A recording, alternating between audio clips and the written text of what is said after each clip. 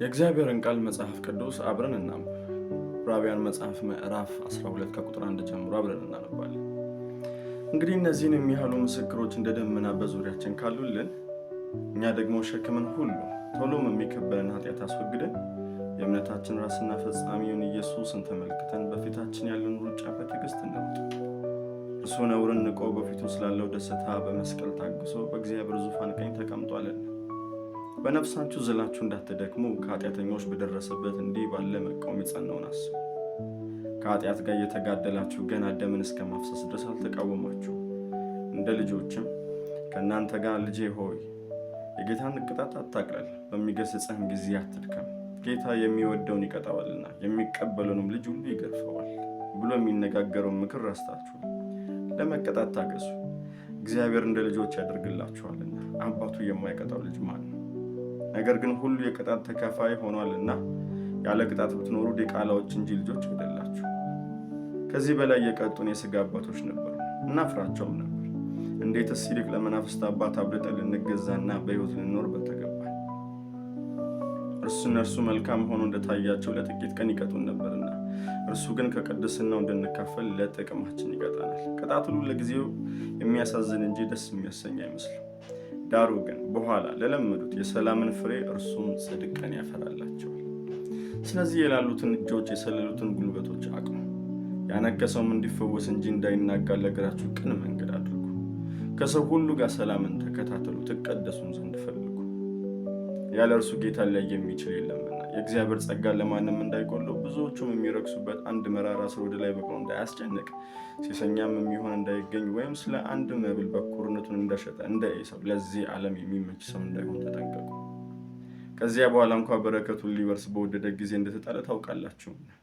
በእንባ ተግቶ ምንም ቢፈልገው ለንስሐ ስፍራ አላገኘም። ሊዳሰስ ወደሚችል ወደሚቃጠልም እሳት፣ ወደ ጭጋግም፣ ወደ ጨለማም፣ ወደ አውሎ ነፋስ፣ ወደ መለከት ድምፅ፣ ወደ ቃሎች ነገር አልደረሳችሁምና ያንም ነገር የሰሙት ሌላ ቃል እንዳይጨመርባቸው ለመኑ። እንስሳ እንኳን ተራራውን ቢነካ ተወግሮ ይሙት የምትለውን ትእዛዝ ሊታገሱ አልቻሉምና። ሙሴም እጅግ እፈራለሁ እንቀጠቀጥማለሁ እስኪል ድረስ የሚታየው እጅግ የሚያስፈራ ነበር። ነገር ግን ወደ ጽዮን ተራራና ወዲያው እግዚአብሔር ከተማ ደርሳችኋል፣ ወደ ሰማያቱም ኢየሩሳሌም በደስታ ወደ ተሰበሰቡት ወደ አእላፋት መላእክት፣ በሰማያትም ወደ ተጻፉ ወደ በኩራት ማህበር፣ የሁሉ ዳኛ ወደሚሆን ወደ እግዚአብሔር፣ ፍጹማንም ወደ ሆኑት ወደ ጻድቃን መንፈሶች፣ የአዲስ ኪዳን መካከለኛ ወደሚሆን ወደ ኢየሱስ፣ ከአቤል ደም ይልቅ የሚሻለውን ወደሚናገር ወደ መርጨት ደም ደርሳችኋል።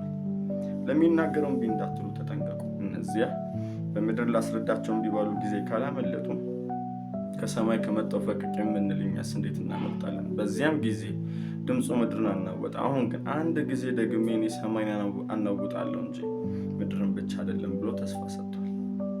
ዳሩ ግን አንድ ጊዜ ደግሜ የሚል ቃል የማይናወጡት ጸንተው እንዲኖሩ የሚናወጡት የተፈጠሩ እንደሚሆኑ ሊለወጡ ዘንድ ያሳያል።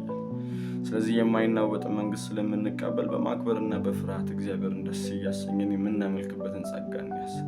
አምላካችን በእውነት የሚያጠፋ እሳት ነውና። ወዳጆቼ፣ በዚህ የእግዚአብሔር ቃል ክፍል ውስጥ እንዳያችሁት የእግዚአብሔር ቃል የሰውን ሕይወት የሚጠግን ምክር አለበት። የእግዚአብሔር ቃል የሰውን ሕይወት የሚመልስ ምክር አለበት። የእግዚአብሔር ቃል የሰውን ሕይወት በእግዚአብሔር የጽድቅ መንገድ ውስጥ ለማጽናትና ለማቆም የሚመራ የምክር ቃል አለበት። የእግዚአብሔር ቃል ትእዛዝ ነው። የእግዚአብሔር ቃል ምክር ነው። የእግዚአብሔር ቃል ፈውስ ነው። የእግዚአብሔር ቃል እንጀራ ነው። ክርስቲያን ያለ እግዚአብሔር ቃል መኖር አይችልም።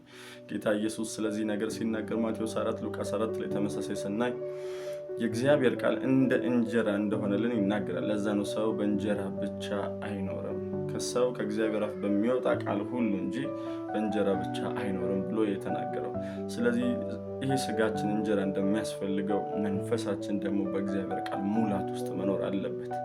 እኛው ራሳችንን በእግዚአብሔር ጸጋ ለሕይወታችን ኃላፊነት ወስደን በእግዚአብሔር ቃል መሙላት ያለብን። የእግዚአብሔር ቃል በሙላት ሲኖርብን መጸለይ እንችላለን። የእግዚአብሔር ቃል በሙላት ሲኖርብን መጎበዝ እንችላለን። በቅድስና መመላለስ እንችላለን። የእግዚአብሔር ቃል ነው አቅማችን። መንፈስ ቅዱስ የሚያወራን በእግዚአብሔር ቃል ውስጥ ነው። የመጸለይ አቅማችን የሚጨምረው በእግዚአብሔር ቃል ውስጥ ነው። የእምነት ጉልበት የሚጨምረው በእግዚአብሔር ቃል ውስጥ ነው። የእግዚአብሔር ቃል የሌለን ስንሆን ክርስትናን መሮን አንችልም። ክርስትናን መተግበር አንችልም። ክርስትናን ማድረግ አንችልም። የኛ የክርስትና ሕይወት አቅም ያለው የእግዚአብሔር ቃል እውነት ውስጥ ነው።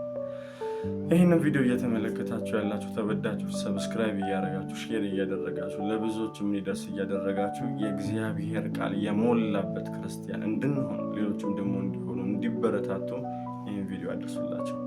ሰላማችሁ ይብዛ። ተከናወኑ።